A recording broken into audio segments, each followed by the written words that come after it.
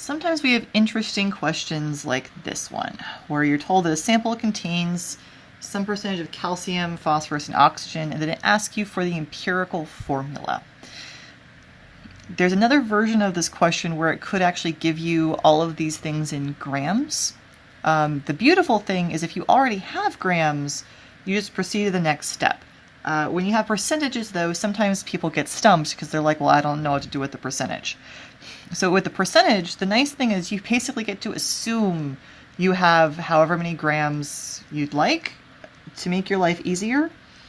You can just assume that you have 100 grams, which then means that this becomes 44 grams of calcium, 22 grams of phosphorus, and 34 grams of oxygen. And again, sometimes you may see these problems in gram amounts already, and if you already have gram amounts, then you don't have to worry about going from percent to grams. Once you're at grams, you just go on. So once you have grams, what are we going to do? So this basically says that there's some sort of sample, there's some sort of compound, we don't know what it is, but we would like to know more. So you're going to go, well, I know about grams. Empirical formula, this is usually in a mole to mole ratio or an atom to atom ratio. So what we're going to do is get ourselves into moles so that we can do a direct comparison. Well, if we're going to go from grams to moles, we're going to use the atomic masses. So for my calcium, I'm given 44 grams, and in 1 mole, I'm going to use my periodic table, which is at 40.08. So I have 40.08 grams in 1 mole. So my calcium number then gives me 1.097. For my phosphorus, same game. I have 22 grams. Off of my periodic table, I have this 30.97. That's going to then give me 0.71. And finally I have oxygen, 34 grams, 16 off the periodic table in 1 mole.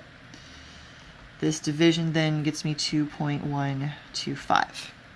Now, what's nice about this is what we could do at this stage is we could say, aha, I now have a compound that's calcium 1.097 and phosphorus 0.97 and oxygen 2.125. It's basically what you're saying is we have a ratio at this point. But this isn't an empirical formula, which is what we're asked for. An empirical formula has whole numbers.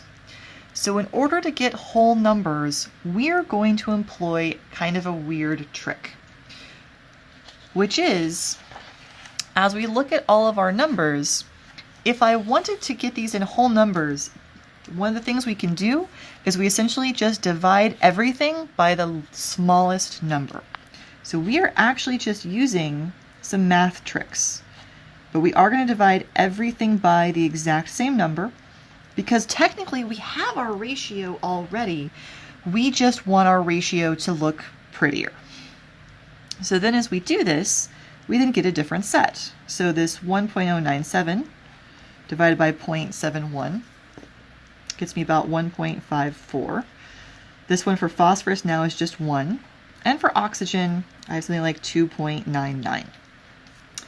Now, when we do this, some of these numbers are close enough, but this 1.5 number, it is close to 1.5, so we could make this a little bit prettier with some rounding, but then it looks like this. And again, we don't have nice, pretty numbers. The hard thing is that we already did our trick where we divided by the smallest number. So now instead of dividing, we need a new trick, which is to multiply. So this is where there is something we expect you to know, which is the fact that 0.5 is really a half. So if we multiply that times 2, we would get ourselves a nice, pretty whole number. For those of you that are a little bit weaker on fractions, there is actually a button on your calculator that will do this for you. So if I have 0.5, on this calculator, it's hanging up right here, but it's like the button looks like this. It's an F with a double kind of like arrow thing to, it's an arrow, to a D.